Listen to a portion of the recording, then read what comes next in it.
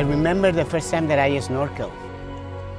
We jumped in the water and we saw many colorful fish, and it was unbelievable.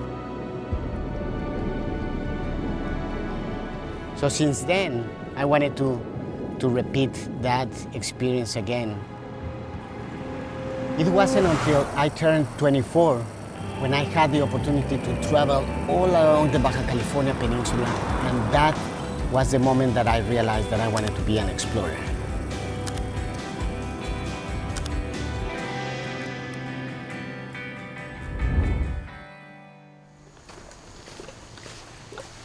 My name is Octavio Aburto. I am a conservation biologist and a National Geographic explorer. I am studying mangroves. Mangroves are trees that live where the ocean meets the coast. And they are special because they grow in salt water.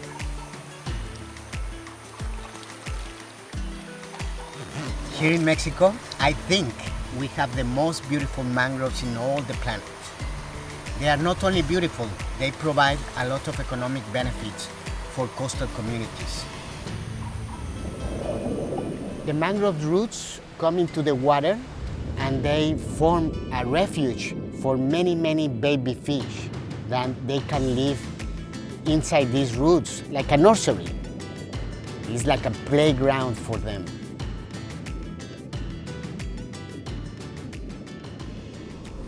I just saw a big school of snappers and a lot of parrot fish. These juvenile only live here inside the mangroves, and eventually when they grow up they would supply the fish markets here in La Paz City.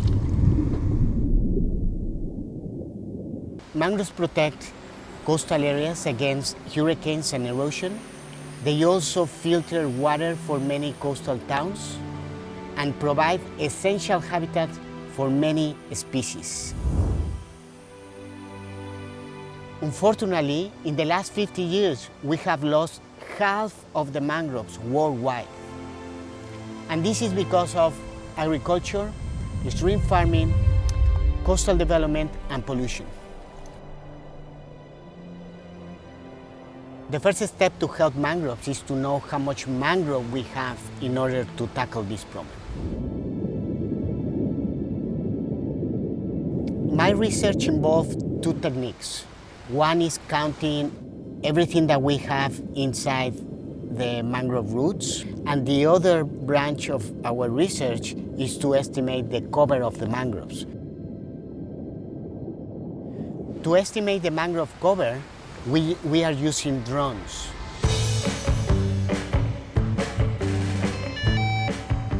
With drone technology, we are surveying areas faster, and it's giving us a new perspective. We fly at different heights, at 100 meters and 10 meters, and we take a lot of images. Later, we use all these images to create a composite image that is called orthomosaic. So you can use, or we can use these images not only to estimate the area, also the volume of the forest.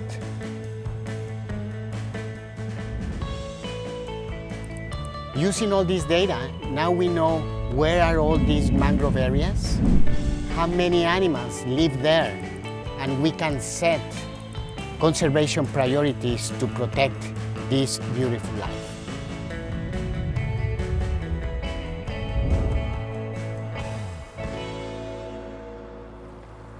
The involvement of local communities is essential to stop mangrove deforestation. If they understand that these roots protect their towns, create habitat for the fish that they sell in the fish markets, we will have not only more mangrove in the future, we will have more economic benefits for them and for the rest of the country. Mangroves represent a very, very tiny area in this planet, but they provide a huge amount of services for humans. So we need to protect them for the future generations.